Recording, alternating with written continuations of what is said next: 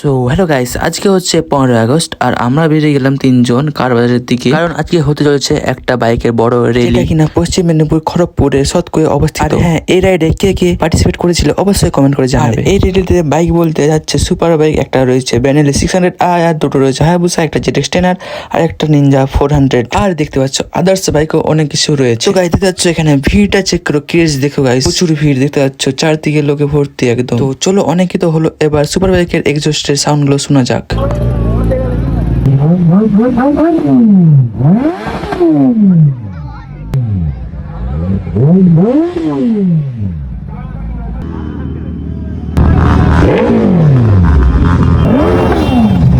আর guys যারা রাস্তা দিয়ে যাচ্ছে তার রিয়াকশন গুলো একবার চেক করো গাইস।